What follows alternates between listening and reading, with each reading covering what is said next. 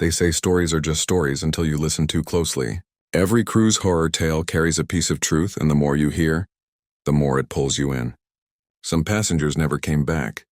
Some cabins never existed until someone spoke their number out loud. And now by listening, you're part of it too. Welcome to Eternal Drift. If you're new here, subscribe. Hit the bell so you never miss the darkness from the deep. And tell us in the comments where in the world you're watching from, because once you start hearing these stories, you can't pretend you don't. The first thing I noticed about the ship was how empty it felt. Cruise ships are supposed to buzz with life kids running down hallways, people laughing by the pool, the endless chatter of strangers meeting for the first time. But when I boarded the Ocean Serenity, the silence hit me harder than the sea breeze. Too quiet. My name's Jordan. I'm from Seattle, 34 years old. Working it. The kind of job where you stare at screens so long you forget there's a world outside. I booked this cruise because I needed to escape. Clear my head after a brutal year. My dad passed away last winter and my mom kept telling me, "Take some time off, Jordan. You've been running on fumes." So I did. I thought a week on the open ocean would recharge me. Sunshine, ocean air, maybe a few too many pina coladas. But the moment I stepped on board, something felt wrong. The crew smiled, but it was thin, forced, like they were actors in a play they didn't want to perform. Most of the cabins I passed looked locked, curtains drawn, like no one was staying there. The atrium, usually the beating heart of a cruise ship, had just a handful of passengers milling around. Maybe 100 people total on a ship built for thousands. That night I lay in bed, listening to the hum of the engines. At first it was soothing, like white noise. Then sometime after midnight it changed. A hollow knocking deep in the walls. 3 knocks, a pause, then 3 more. I told myself it was just pipe shifting. Ships are full of strange noises, right? But then from the hallway outside my cabin I heard footsteps. Slow, deliberate, I slipped out of bed and pressed my ear to the door. The footsteps stopped. Right outside I held my breath, and then softly, almost like a whisper, I heard it. "Jordan." I stumbled back, my chest tight. No one should have known my name. The next morning at breakfast, I tried to shake it off. Maybe I'd dreamed it. Maybe the stress of the last year was catching up to me. But when I grabbed a tray and sat down, the man across from me smiled in a way that made my stomach twist. "You heard it, didn't you?" he asked. I froze. Heard what? The knocking. The voice. Everyone hears it sooner or later. He stared at him, his eyes were bloodshot, his hands trembling as he stirred his coffee. "What are you talking about?" He leaned closer, his voice dropping.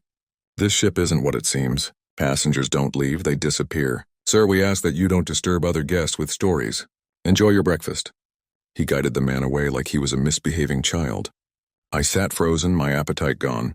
That night the knocking came again. 3 times, a pause. 3 more. This time it was louder, closer, and when I dared to whisper, "Who's there?" the reply came instantly. Someone who never left. The next day I'd tried to convince myself it was exhaustion, maybe even a nightmare, but the unease clung to me like damp clothes. Every corner of the ship felt watched. The few passengers I did see looked restless, twitchy. Some avoided eye contact entirely. Others stared at me a little too long, like they were waiting for me to ask the wrong question. By the pool, a young couple sat wrapped in towels, their eyes darting nervously toward the stairwell every few seconds. An old man sat hunched over at the bar, muttering under his breath, his drink untouched. The bartender kept glancing at the security cameras as if he expected something to happen at any moment.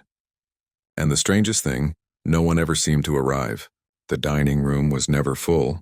The lounges were mostly empty. It was as if the ship was hollow, a floating hotel carrying ghosts instead of tourists. That night I decided I wouldn't just sit in my cabin waiting for the knocks. I'd stay up. I'd catch whoever was messing with me. I sat on the edge of my bed, lights off, ears straining against the low thrum of the ship. Midnight came. Silence. Then 3 knocks hollow from inside the wall. I held my breath, my heart pounding so hard I thought it would give me away. "Jordan?" The whisper came again, clearer this time, unmistakably real. I leapt up, yanked the door open, and looked out into the hallway, empty. The emergency lights glowed faintly, painting the corridor in a sickly green hue. But just as I stepped out, I caught something. A flicker of movement at the far end, a shadow slipping around the corner. "Hey!" I shouted, my voice echoing down the hall. No response, I ran. My bare feet slapped against the carpet as I cased the shadow down 2 turns, up a short flight of stairs, and into a section of the ship I hadn't seen before. The lighting here was dimmer, the air colder. The walls seemed narrower. the paint peeling as though this part of the ship hadn't been touched in decades, and then I saw it. A door. Heavy steel bolted shut with a thick chain across the handles. On the surface, it looked like any crew-only access, but what made my skin crawl was the sign above it. Not authorized personnel only, not maintenance, just 3 words painted in faded, uneven letters. Do not open. I froze, every instinct screaming at me to turn back, but then 3 knocks from behind that door. My hands shook as I reached out, pressing my palm against the cold steel. On the other side, I swear I felt it. A faint vibration like someone breathing. Then a whisper so soft I thought I imagined it. Help us. I stumbled back, my legs weak, and in that moment I heard footsteps behind me, slow, heavy. I spun, but the hallway was empty. Only shadows, only silence. By the time I made it back to my cabin, I was drenched in sweat, every nerve on fire. I didn't sleep that night. Not a second. The next morning, the man who had spoken to me at breakfast was gone. His cabin empty, his belongings still there. When I asked a steward, they smiled too brightly and said he disembarked early, but we were still in the middle of the ocean. I couldn't stop thinking about that chain door. The whisper, the knocking. It wasn't just in my head. Someone or something was behind it. I decided I needed answers. So after lunch, I cornered a young crew member who looked nervous, like he was always about 2 seconds away from running. I asked him straight out, "What's behind that door?" He froze. His smile twitched, then collapsed entirely. For a second, his face was pure fear. Then he forced the smile back on. "I don't know what you mean, sir. Perhaps you were in an area passengers aren't permitted." I didn't let go. "Don't lie to me." I heard voices knocking, people asking for help. His eyes darted around the room, checking if anyone was listening. Then he leaned in and whispered, "Don't go near that part of the ship again. You'll end up like the others." "Others?" I pressed. But he shook his head violently, then walked away so fast it looked like he was fleeing. That night I couldn't take it anymore. I decided to follow the knocking again, see if it would lead me back to the chain door. Midnight came. The first 3 knocks echoed through my cabin wall. Then 3 more. This time, instead of freezing, I grabbed a flashlight and ran. The halls were empty, humming with that unnatural stillness. The knocking led me through corridors I'd never been in, down staircases that seemed endless until I reached the same place as before, the chain door. Only this time it was open. The heavy steel chain hung loose.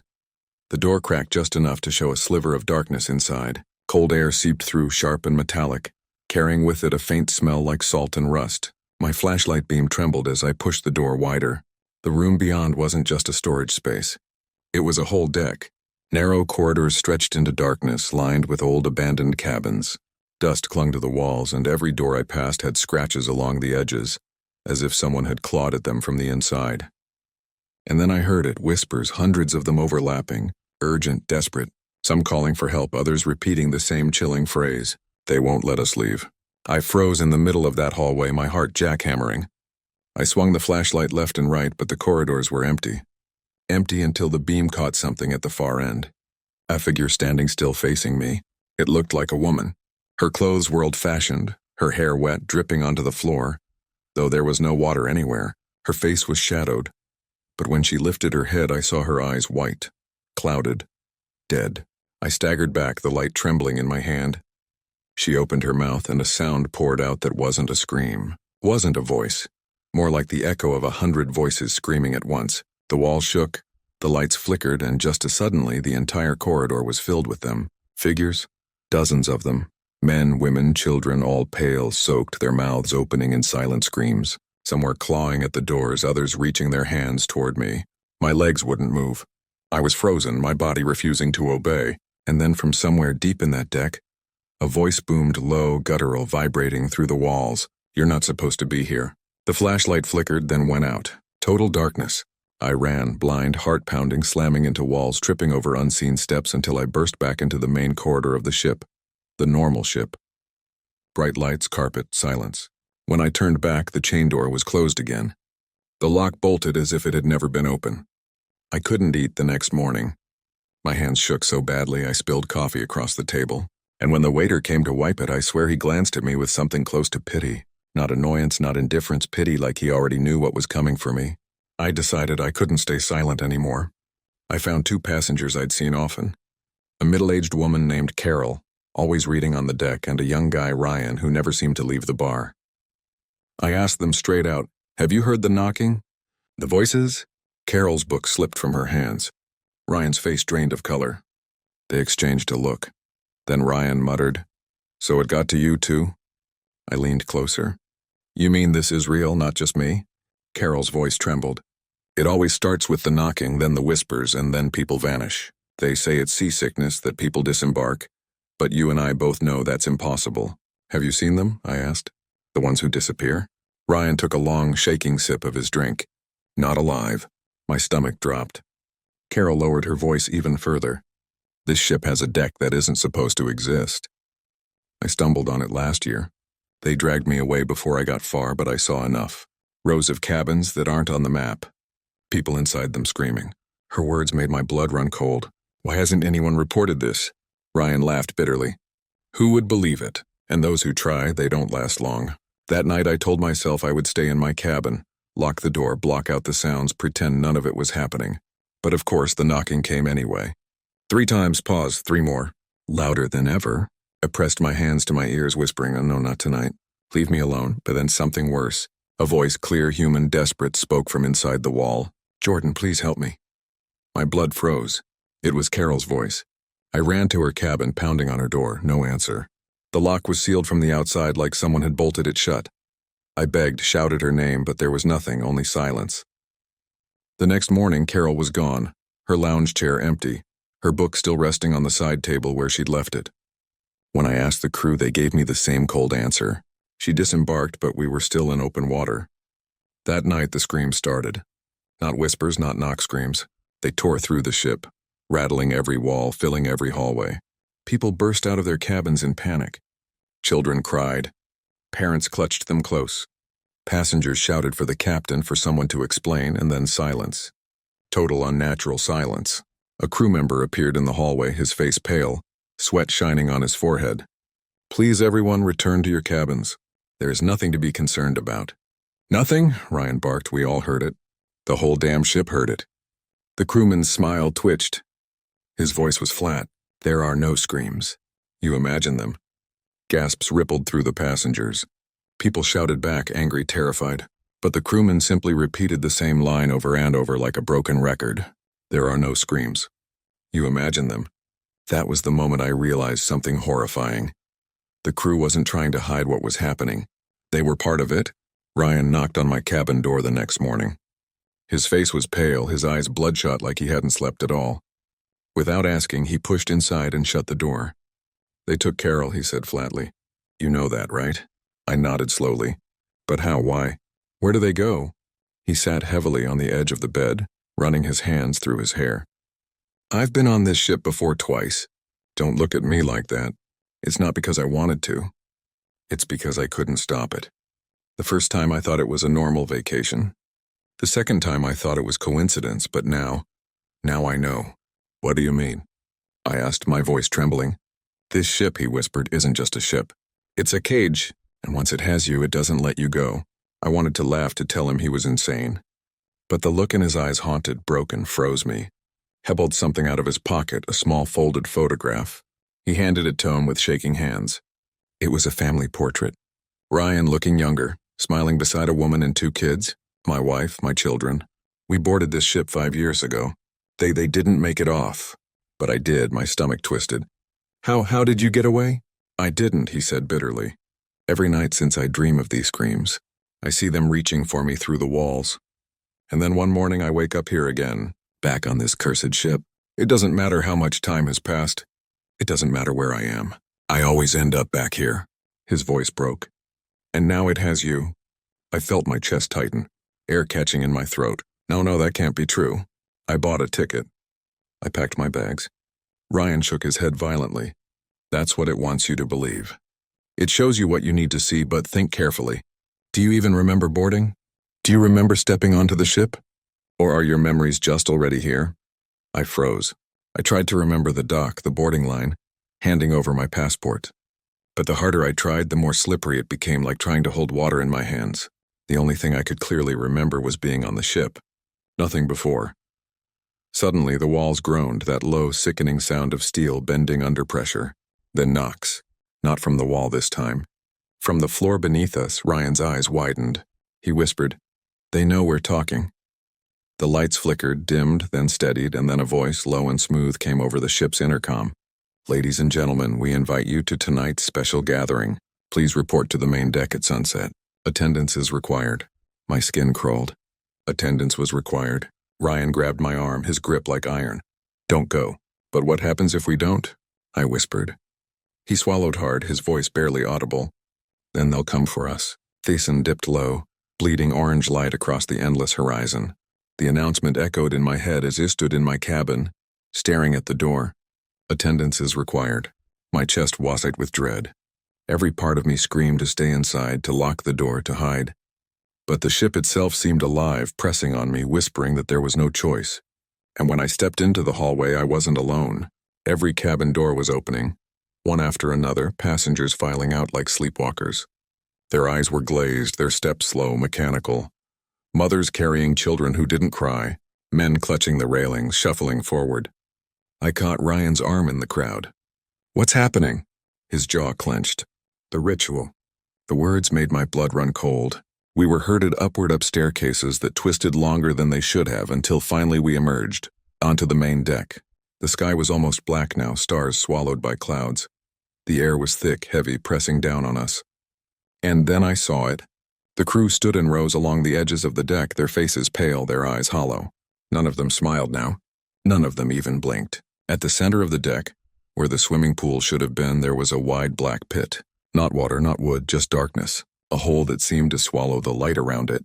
One by one, passengers were lined up before it. A voice boomed from the intercom again. Deep, cold, almost amused. Offer yourselves. The sea will decide. I couldn't breathe, couldn't think. I watched in horror as the first passenger, a young woman, was shoved forward. She didn't scream, didn't resist. She simply walked to the edge and fell into the blackness. Gone. Then the next and the next. Ryan's grip tightened painfully on my wrist. Don't look too long. Don't let it see you. But I couldn't tear my eyes away because the darkness wasn't empty. Shapes moved within it, faces pale and distorted, writhing and reaching the missing passengers. Carol, the old woman from earlier. Dozens of them. Their mouths open in silent screams, their hands clawing upward from the abyss. And then I saw myself. My face, my hands, my body twisting among them. Eyes wide, mouth open in endless terror. I staggered back, my legs shaking. Ryan yanked me aside as a crewman reached for me. His hand like ice on my shoulder. Not yet, Ryan hissed. We need to survive the night, but the intercom beamed again. Bring them forward. Crew members turned their heads in unison, their hollow eyes locking on me and Ryan. And just like that, the crowd parted. They were coming for us. The deck tilted under my feet as the crew closed in. Their movements weren't rushed, but deliberate like predators who already knew their prey had nowhere to run. The crowd of passengers didn't react. They just stood silently, eyes fixed on the pit as if hypnotized. Ryan grabbed my arm. This way, he hissed, pulling me through a narrow gap between two families. My shoulder slammed into someone, but they didn't even flinch. It was like shoving mannequins. We ran. The deck seemed longer than it should have been, stretching on endlessly. I glanced back. Dozens of crew members followed, their pale faces unblinking. Their footsteps echoed in perfect unison. We darted through a side door, plunging into a dark stairwell. The ship groaned around us, walls vibrating with a low hum like the sound of an animal breathing. Ryan shoved me upward, our footsteps clanging against the metal steps. Where are we going? I panted. The bridge, he gasped. If we can reach the controls, maybe we can stop it. We burst into a hallway lined with crew, only doors. Every one of them hummed with that same low vibration, as if something behind them was alive. Shadows moved under the cracks, shapes too tall, too wrong. I forced myself not to look. Don't slow down, Ryan barked. But then from behind us, the intercom crackled. You cannot leave. You belong to us. The words slithered through the hallway, vibrating through the floor, the walls, my bones. My knees almost buckled. Ryan shoved open another door, and suddenly we were in the galley. Pots and pans rattled as we stumbled through, the smell of rot choking the air. The long steel counters were smeared with something dark. Not food, not grease, something thicker. Then I saw them. Passengers. Or what used to be passengers standing in the shadows. Their bodies trembling, their mouths open in silent screams, their eyes rolled back white, their limbs twitching like puppets with tangled strings. Ryan cursed, dragging me toward the far exit. One of the things staggered forward, arms jerking out toward me. Its skin was pale and damp, and when its jaw stretched open, the sound that poured out wasn't a scream. It was the sound of the sea, a roaring wave crashing endlessly. I ripped free, bolting after Ryan. We crashed out of the galley into another stairwell, climbing until my lungs burned. Finally, we emerged into the bridge. It was empty. The control panels flickered, lights blinking on dead screens. A single chair sat before the wheel, facing away from us. "Captain," Ryan called cautiously. The chair turned and my heart stopped. The captain's body slumped in the seat, his eyes gone, his face sunken and gray. His lips moved soundlessly, and from his throat came that same impossible roar of the ocean. The ship wasn't being steered. It wasn't even being sailed. It was being possessed. Ryan stumbled toward the captain's chair, his hands trembling. "It's too late," he whispered, his voice cracking. "We can't fight this. It's been in control the whole time."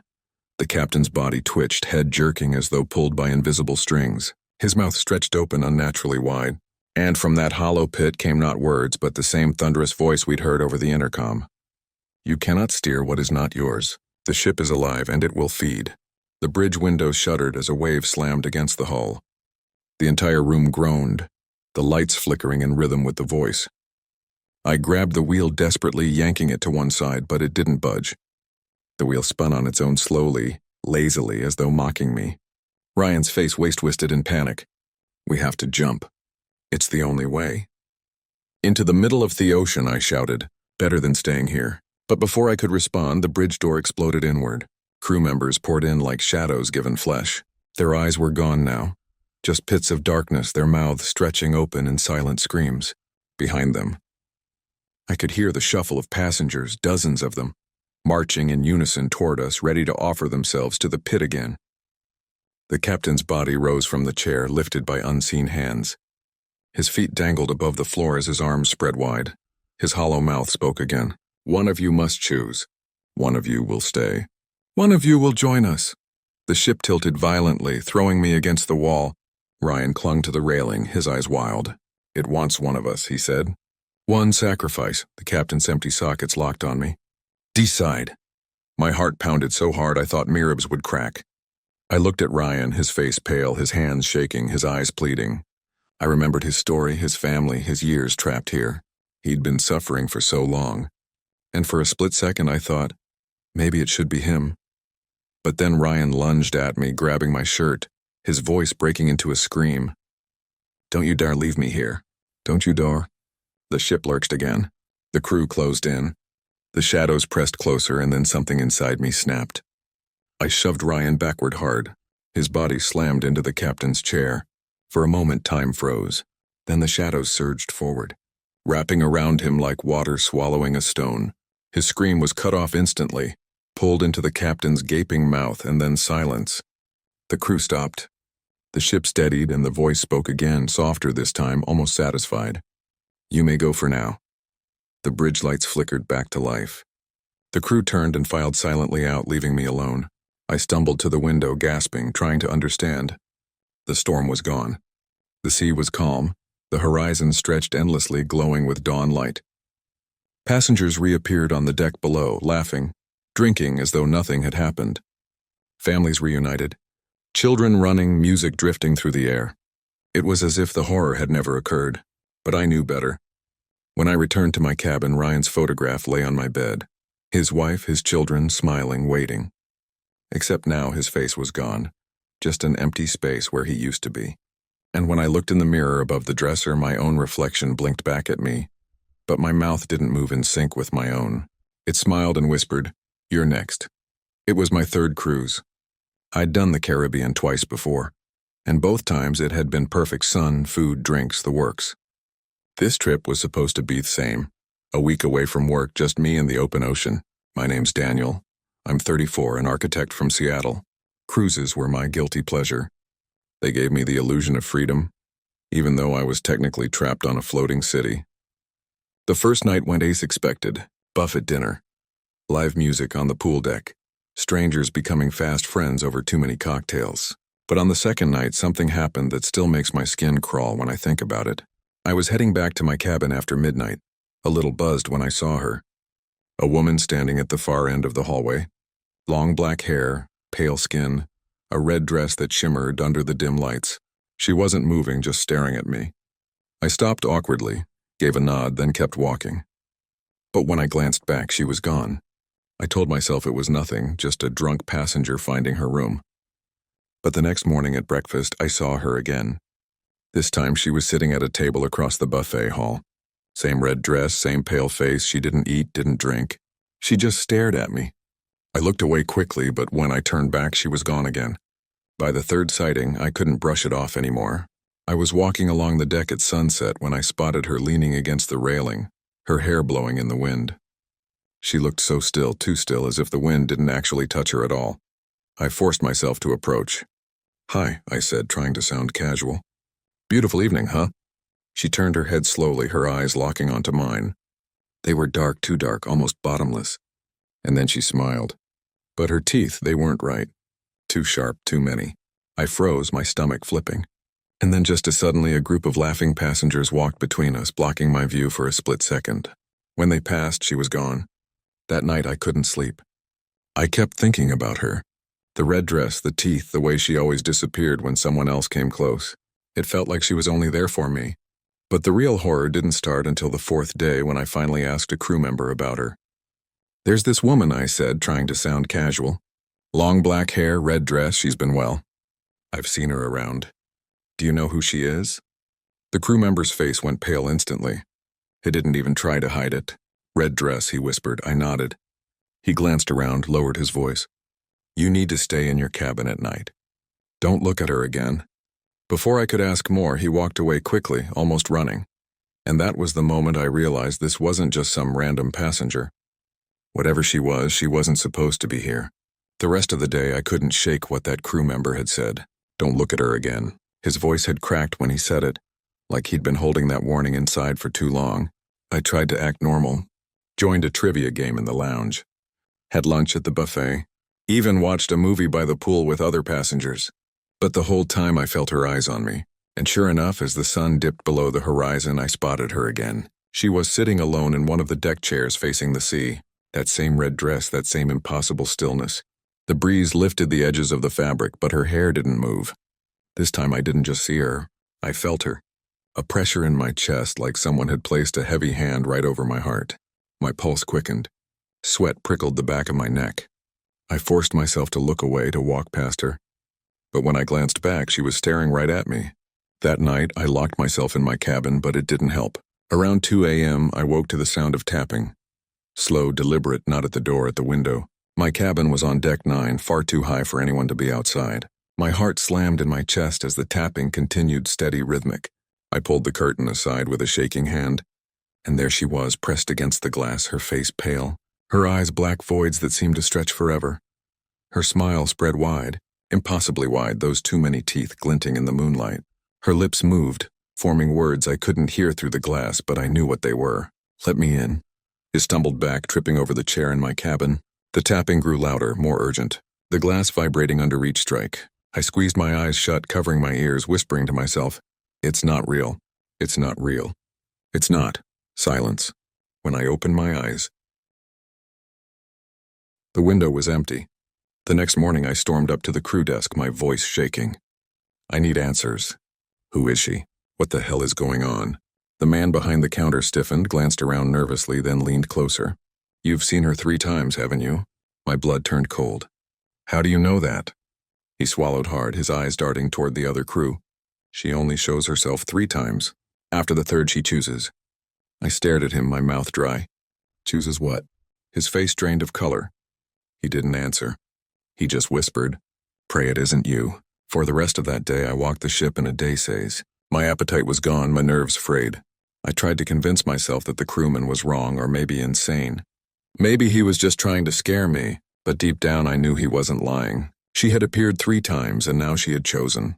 That evening, I skipped dinner. I didn't want to be around people, not when every shadow made me flinch. I stayed in my cabin, pacing back and forth, staring at the door, then at the window. By midnight, exhaustion finally pulled me down. I collapsed into bed, the hum of the engines and the sway of the waves lulling me into uneasy sleep. And then I dreamed, except it didn't feel like a dream. I was back in the hallway from the first night. The lights flickered overhead.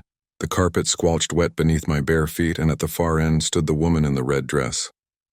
Only this time she wasn't still. She was moving step by step, slow and deliberate. Her head tilted, her black eyes locked onto mine. I tried to run, but my body wouldn't move. My legs felt anchored, my chest tight. She raised her hand, and for the first time she spoke. Her voice was a whisper and a scream at the same time. "You're mine now." I woke, gasping, drenched in sweat.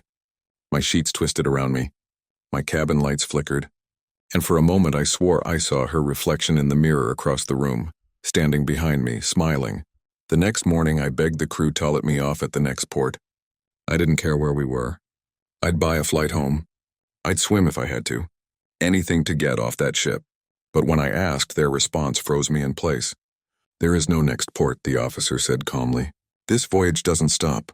I stared at him, horrified. "What the hell do you mean it doesn't stop? Every cruise has ports." He gave me a strange smile, one that didn't reach his eyes. "Not this one." When I turned, she was there in the middle of the crowded atrium. Among laughing passengers and bustling crew, she stood in that same red dress. No one else seemed to notice her, only me. She raised a hand slowly and pointed at me. And then she mouthed the words again. "You're mine now." That night I didn't even try to sleep. I sat upright in the desk chair, lights on, staring at the door as though I could keep her out by sheer will. Every sound made me flinch: the groan of the ship, the rattle of the air vent, the faint thud of footsteps in the corridor. At 3:00 a.m. I heard it again, the tapping. But this time it wasn't at the window. It was inside my cabin. I spun around, heart hammering, and saw her. She was sitting on the edge of my bed, her red dress cascading to the floor, her long black hair hiding most of her face. Slowly, she lifted her head. Those bottomless black eyes met mine, and her mouth stretched into that impossible too-wide smile.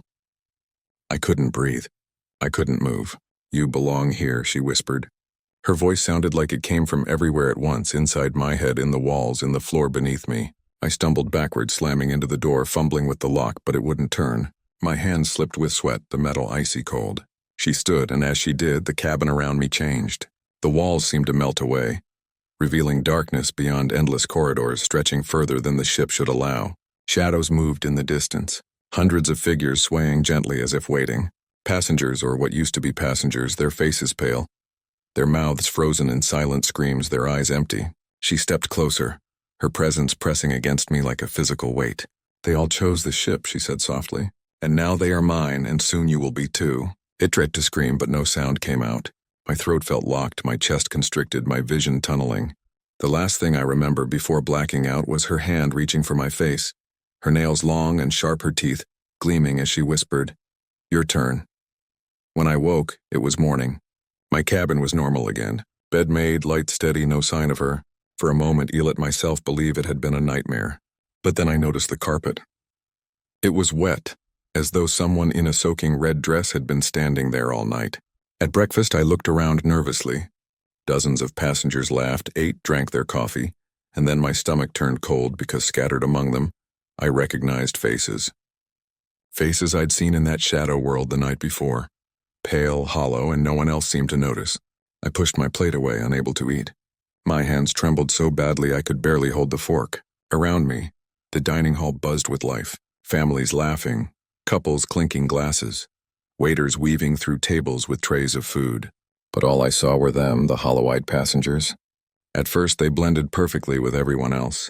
A man cutting into his omelet, a woman sipping orange juice, a child giggling at spilled cereal.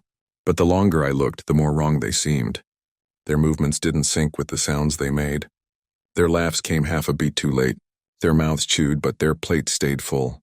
And then one of them turned. A woman with sunken cheeks, skin pale and stretched too tight over her bones. She stared at me, lips curling into that same impossible smile. The exact smile the woman in red had given me. I bolted from the hall, my heart pounding. I didn't stop until I reached the outer deck, gulping the salty air, gripping the railing so hard my knuckles went white. That's when I noticed something that made my stomach drop. The horizon. It was wrong. I'd been on cruises before. I knew what the open ocean looked like. Endless blue dotted with sky and clouds. But this wasn't ocean. The water stretched out in all directions, black and glassy, reflecting no light. The sky above was a dull, endless gray. No sun, no stars, no clouds, just an empty canvas. And the horizon didn't curve. It didn't fade. It just stopped like the edge of a painted backdrop. We weren't sailing anywhere. We were trapped. Beautiful, isn't it? I whipped around. She was there. The woman in the red dress, standing only feet away, her hair perfectly still despite the wind whipping around us. "What is this?" I shouted, my voice breaking. "Where the hell are we?" She smiled, tilting her head like she was amused by the question. "You're not where you think you are. This isn't a ship. Not anymore." She leaned closer, her voice dropping to a whisper. "This is a collection." I stumbled back. "A collection of what?" Her teeth glinted as her smile widened. Souls behind her, I saw them. Dozens of figures pressing against the glass doors that led back inside. Passengers, crew, all with that hollow, frozen look. Their hands slapped the glass in eerie unison, their mouths open in soundless screams. And then I realized those weren't passengers I recognized from breakfast. They were passengers I'd seen vanish in news reports. Faces from years ago, decades ago. This wasn't just my cruise. This was every lost cruise. Every ship that had gone missing. Every unexplained disappearance at sea. They were all here, gathered in this endless nowhere under her control. My knees buckled, my chest tight, but she only stepped closer, her shadow stretching over me. "You didn't choose this voyage," she said softly, "but it chose you." I tried to back away, but the railing pressed hard against my spine. Her hand reached toward me, long nails gleaming. And then she whispered the words that sealed my fate. "No one leaves the collection." Her hand hovered inches from my face, those nails gleaming like razors, that smile stretching impossibly wide. I wanted to scream, to run, to throw myself over the railing and into the black sea below. But my body betrayed me. My legs locked, my throat constricted. My heart hammered against my ribs like a trapped bird. Her cold fingertips brushed my cheek. And in that instant, everything changed. The deck vanished. The ship vanished. Suddenly, I was standing in the atrium again. But it was different. Dark, silent. Passengers stood frozen mid-step, waiters mid-motion like mannequins locked in place. Their faces turned toward me slowly all at once, their hollow eyes glowing faintly, and then they smiled. Every single one of them. That same red dress smile. I stumbled backward, my hands trembling. No, this isn't real. But a voice whispered in my ear, though no one stood behind me. "It's more real than anything you've ever known." The mannequins moved, not smoothly. Jerking, twitching, snapping their heads at impossible angles as they closed in. Dozens of them, hundreds, their mouths opened in unison. And for the first time I heard their screams. It wasn't human. It was a sound so deep, so raw, it felt like it was clawing through my bones. I clamped my hands over my ears, falling to my knees. But the sound wasn't in the air. It was inside me. Through the chaos, she appeared again. "The woman in red, calm, serene, you see now, don't you?" she whispered. "The ship was never your escape. It was your destination." The crowd of hollow passengers reached for me, their cold fingers brushing my skin, pulling me upward. My vision blurred, my chest burned, and then silence. When I opened my eyes, everything looked normal. The atrium was bright, filled with music, laughter, chatter. The cruise was back to its cheerful facade. People clinked glasses, danced, took photos by the fountain, and I was one of them. I stood there, a drink in my hand, a polite smile on my face, blending perfectly with the others. But when I caught my reflection in the polished glass railing, my stomach dropped. My eyes were hollow. My smile was too wide. I was one of them now, forever part of her collection. And as I turned my head, I saw her. Not in her red dress this time. She was wearing a crisp crew uniform, blending in with the staff, holding a tray of champagne. She caught my gaze, and for just a second she smiled knowingly, and then she moved on, unnoticed by anyone else. That's when the truth hit me like ice in my veins. She wasn't just the collector. She was the ship. And every passenger who ever boarded was already hers. The cruise ended a few days later. Or at least that's what it looked like. The ship docked at the port. Families walked down the gangway with suitcases. Children running to relatives waiting on shore. People laughed, hugged, waved goodbye. Everything looked so normal, so alive. But I knew the truth, because as I stood among them, suitcase in hand, walking down the ramp with the others, I felt it.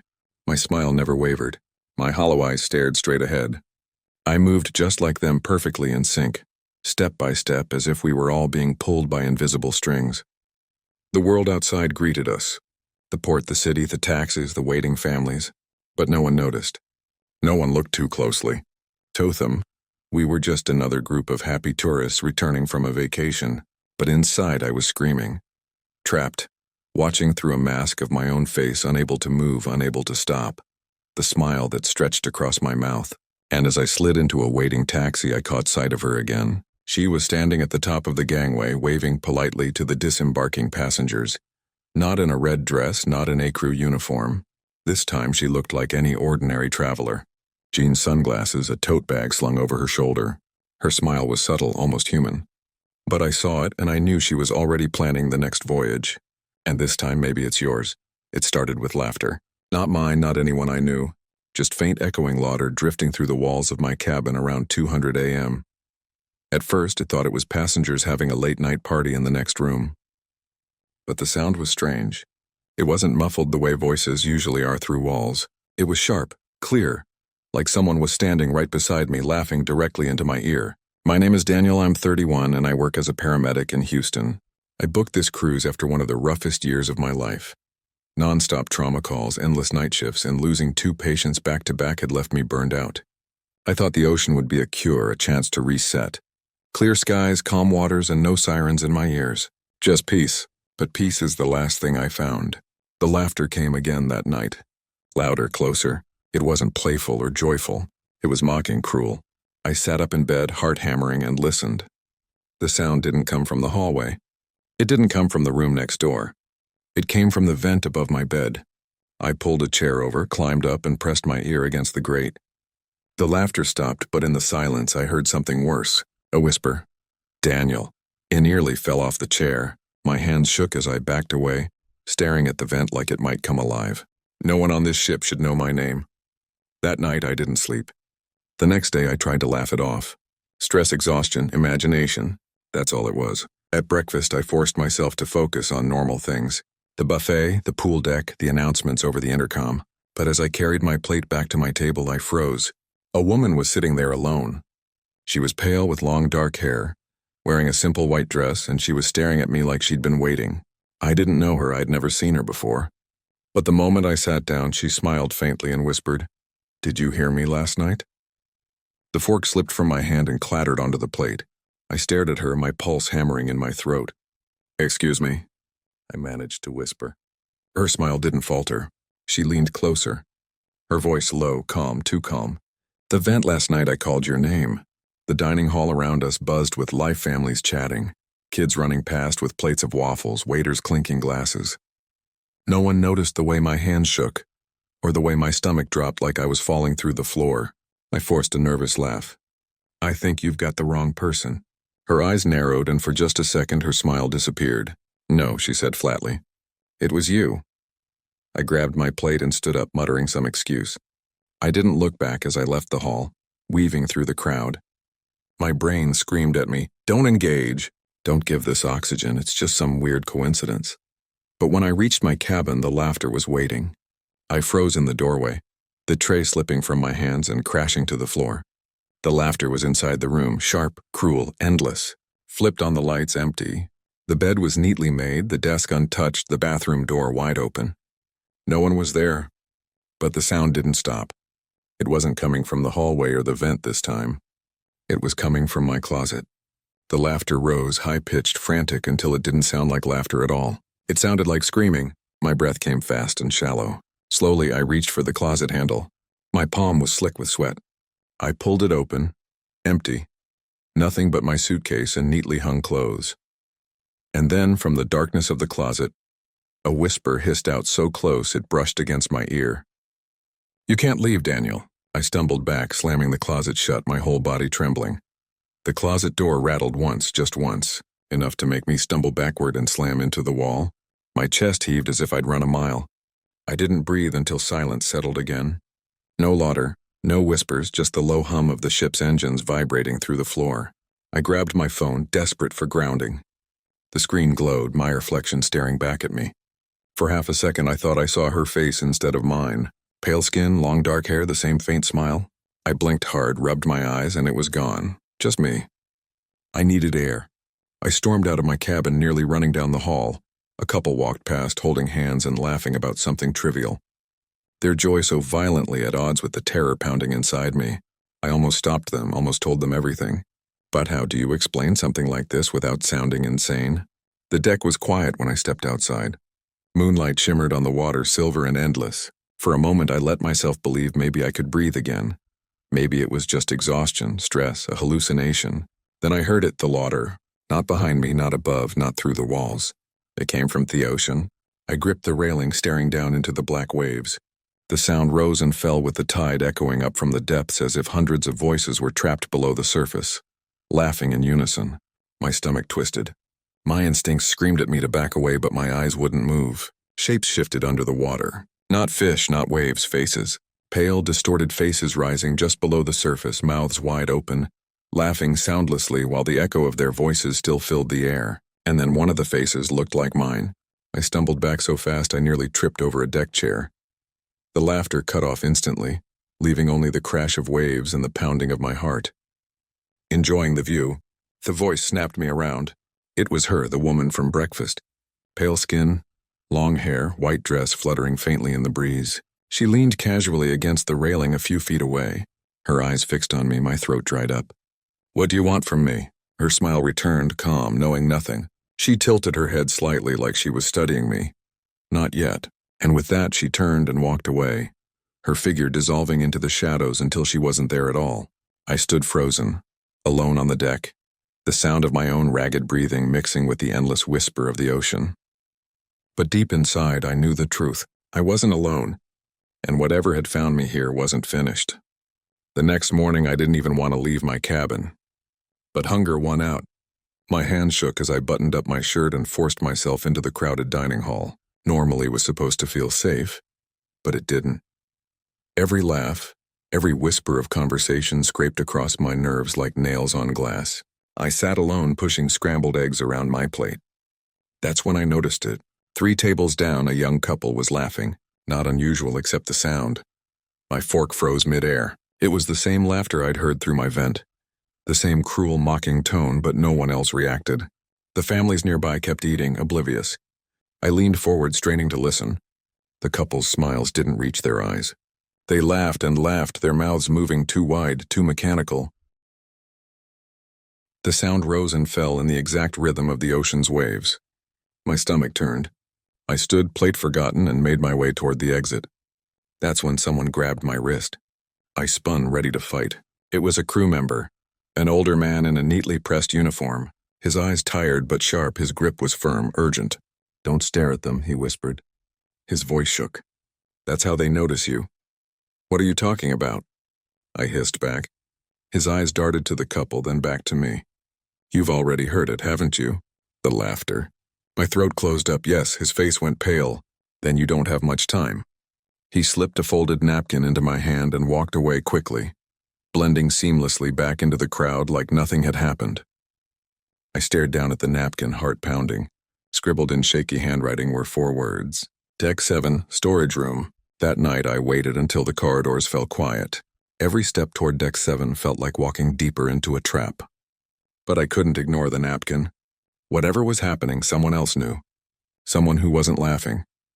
The stairwell was cold, the air different from the rest of the ship, damp, metallic, almost underground.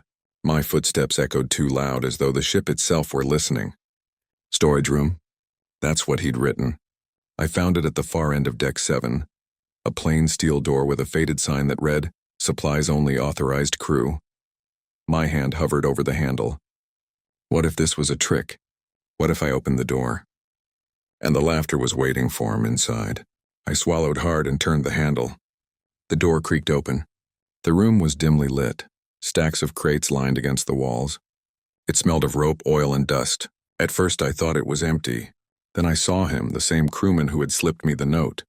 He was sitting on an overturned crate, his uniform jacket off, his face drawn with exhaustion. "You came," he said, relief flickering in his eyes. "You told me not to stare. You said I don't have much time. What the hell is going on?" I demanded. He motioned for me to close the door. I did. The lock clicked into place, muffling the hum of the ship outside. "They're not passengers," he whispered. My skin prickled. "What do you mean?" "The ones you heard laughing. The ones you saw at breakfast." His voice shook as he leaned forward. "They're not supposed to be here. They've been taken, hollowed out. What you saw are shells." I stared at him, unable to speak. He nodded grimly. "I've worked this ship for 11 years. Every voyage it happens. The laughter starts in the vents, then it spreads. Passengers change, crew changes. Theonas who laugh like that, they're gone. Replaced. And if you've heard your name whispered, it means they've already marked you. My blood ran cold. Why me? Because you listened. Before I could respond, a sound rippled through the room. Not from the hall outside. Not from the vents, from inside the storage room itself. Laughter soft at first, then sharper, louder, coming from between the crates stacked behind us. The crewman's face went pale. He shook his head, backing away. No, not this soon. The laughter swelled, filling the room, pressing in from every corner. My kiss tightened as I realized something horrifying. The laughter wasn't coming from behind the crates. It was coming from inside them. The crewman's eyes darted toward the crates, his chest heaving as if he already knew what we'd find. Don't open them, he hissed, his voice tight, desperate. For God's sake, don't. But the sound kept growing. The laughter multiplied, overlapping like dozens of voices tangled together, climbing higher and higher until it sounded less like amusement and more like agony disguised as joy. I couldn't stop myself. My hands shook as I grabbed the nearest crate and shoved it forward. The wood was damp, stained, darker in patches. The nails groaned as I pried the lid open with a crowbar leaning against the wall. The moment the lid cracked, the laughter exploded into the room. It wasn't just sound anymore. It was vibration buzzing in my teeth, clawing inside my skull. My vision swam inside the crate. Bodies, dozens of them, packed together like mannequins tossed aside. But they weren't still, their mouths were open. Wide, too wide. Their faces twisted in permanent smiles. Their chests didn't rise or fall, but every single one of them laughed in perfect unison, the sound pouring from their throats though they were clearly dead. The crewman staggered back, pressing himself against the wall. You shouldn't have looked, he cried. I stumbled away, bile burning in my throat, but I couldn't tear my eyes away. Some of their faces were familiar. The couple from breakfast, the old man I'd passed in the corridor 2 days ago, even a child who had been playing near the pool just yesterday, all of them crammed into the crate like discarded cargo, yet still laughing. And then one of them turned its head slowly, jerkily, until its glassy eyes locked with mine. The laughter from the rest of them dimmed, lowering into a background hum. Only this one continued, louder, shriller, as its jaw stretched open further than humanly possible. Daniel! It hissed between bursts of laughter. The crewman lunged forward and slammed the crate shut, his whole body shaking. He grabbed my arm, yanking me toward the door. We have to go now.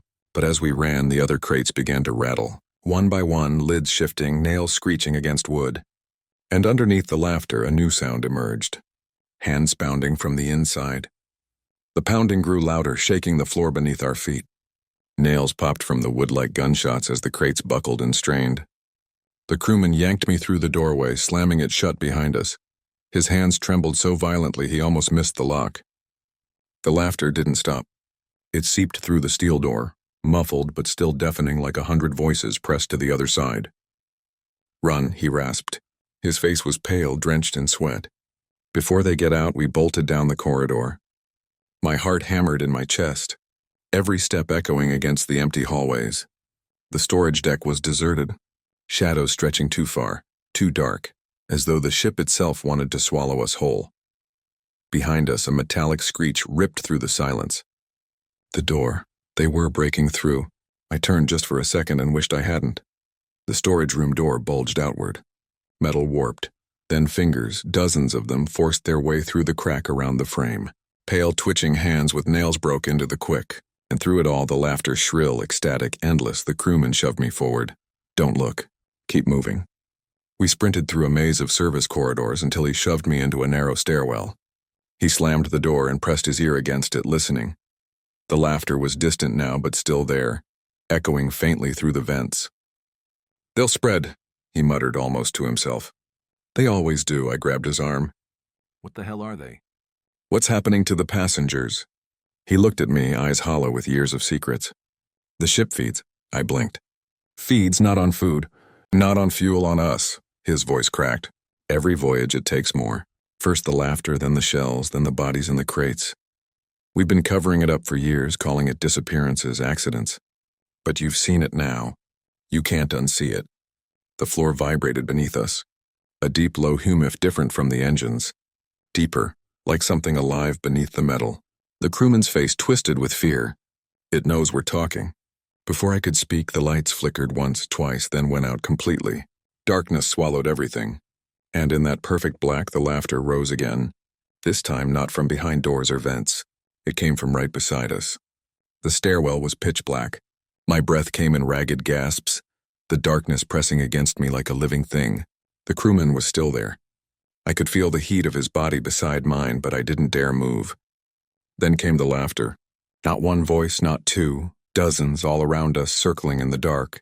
High and low, male and female, young and old. Some sharp like hysterical giggles, others guttural and wet like choking on water. It filled the stairwell until my own heartbeat drowned beneath it.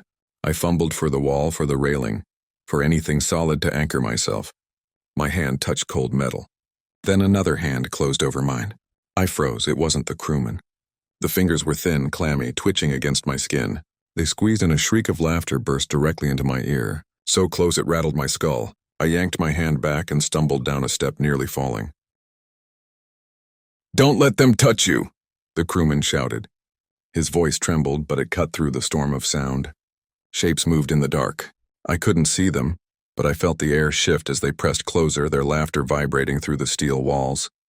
The stairwell itself seemed to breathe with them, and then the lights flickered back on. For half a second I saw them. The stairs were crowded shoulder to shoulder with pale figures. Dozens of them standing unnaturally still, their mouths stretched into hideous grins, teeth bared, eyes glassy, their faces familiar. The couple from the dining hall, the little girl from the pool, even the old man who used to nap on the lounge chair. They were all here, all laughing. The light blinked out again. The laughter returned, deafening. The crewman grabbed my arm and pulled me downward, dragging me 2 flights before shoving open a heavy steel door. We spilled into another corridor, slamming it behind us. The sound was muffled again, but only barely. I leaned against the wall, shaking, trying to breathe. "What are they?" I managed to whisper. He swallowed hard. "They're the ones the ship takes. It keeps their bodies, their voices, their laughter. Once you've heard it, it wants you too." His eyes flicked toward me, filled with pity. "And it already has your name." The floor beneath us shuddered. The lights above buzzed, and from the end of the corridor a single voice drifted toward us, calm, soft, unmistakable. My own voice laughing. The sound of my own laughter drifted closer, echoing unnaturally through the metal corridor. It wasn't just familiar, it was exact. Every inflection, every breath between chuckles like listening to a recording of myself mocking me in the dark. I froze, my skin crawling as the crewman gripped my arm tighter. "Don't answer it," he whispered hoarsely. "No matter what you hear, don't answer." But the laughter warped, stretching into words. "Daniel, come join us." Hearing my name in my own voice broke something inside me. My legs felt weak, my chest tight, as though the ship itself was sucking the air from my lungs. The crewman yanked me forward, dragging me through the maze of corridors until we reached another locked service door. He punched a code into a keypad with trembling fingers. The door hissed and slid open, revealing a maintenance room lined with pipes and humming machinery. We slipped inside. The door sealed shut behind us. For a moment there was silence. Just the steady hum of the engines. Then the crewman collapsed against the wall, clutching his head. "It's too late," he muttered. "I should never have tried to warn you. Now it's coming for both of us." I crouched in front of him, shaking his shoulders. "What do you mean, too late? There has to be a way to stop this." To get off the ship, his eyes lifted to mine, bloodshot and wild. "There is no off. Haven't you realized it yet? The ocean doesn't surround us anymore. It's gone. We're not sailing anywhere. The ship doesn't travel, Licia. It feeds on it and on us." I staggered back, my mind reeling. "That's impossible. I saw the water. I saw the horizon. You saw what it wanted you to see," he hissed. "This ship isn't a vessel. It's a trap. Every voyage it collects more voices, more shells. And once it has your voice," he trailed off, shaking his head, "you become part of the chorus."